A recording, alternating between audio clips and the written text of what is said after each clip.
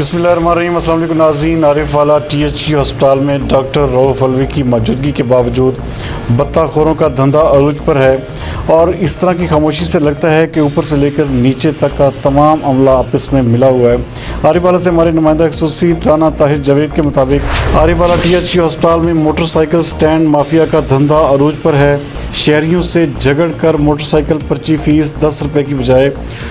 20 से 30 रुपये ली जा रही है। आरिफ वाला THU अस्पताल में स्टैंड माफिया पर आने जाने वाले लोगों से बदमाशी के ज़ोर पर ये पैसे वसूल किए जाते हैं। शहरियों ने डिप्टी कमिश्नर पाकपतन और कमिश्नर साहिवाल से मुतालबा किया है कि बत्ताखोरों के ख़िलाफ़ सख्त से सख्त कार्रवाई की जाए। नाज़रीन, आपको एक बार फिर बताते चलें कि आरिफ वाला THU अस्पताल में मोटरसाइकिल स्टैंड माफिया का धंधा अरूज पर है। शहरियों से झगड़ कर मोटरसाइकिल पर्ची की फ़ीस मद में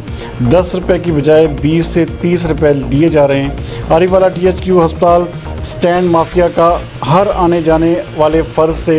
बदमाशी के ज़ोर पर भत्ता लेना मामूल बन चुका है। शहरियों ने डिप्टी कमिश्नर पाकपतन और कमिश्नर साहिवाल से मुतालबा किया है कि बत्ताखोरों के ख़िलाफ़ सख्त से सख्त कार्रवाई अमल में लाई जाए। नहीं वाजिब हाला नहीं 20 रुपये कैसी देने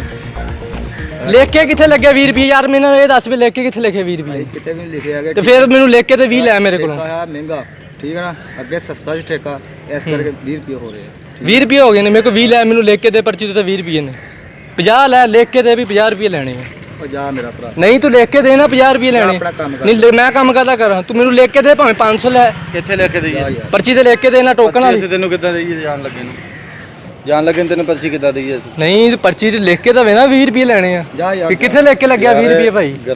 ਗਰਮੀ ਨਾਲ ਨਹੀਂ ਭਾਜੀ ਗਰਮੀ ਨਾਲ ਨਹੀਂ ਹੈ ਗੱਲ ਇਹ ਆ ਵੀ ਤੁਸੀਂ ਲਿਖ ਕੇ ਲਾਓ ਉਹ ਠੇਕਾ ਲਿਖਿਆ ਹੋਇਆ ਨਾ ਅੱਛਾ ਸਾਰਾ ਕੁਝ ਲਿਖਿਆ ਤੁਸੀਂ ਲਿਖ ਕੇ ਲਾਓ 20 रुपये ਲਿਖ ਕੇ ਲਾ ਦਿੰਦੇ ਅਸੀਂ ਲਾਓ ਲਿਖ ਕੇ ਫਿਰ ਲਾ ਦਿੰਦੇ ਲਿਖ ਕਾਹਤੋਂ ਮੰਗਦੇ 20 रुपये ਤੁਸੀਂ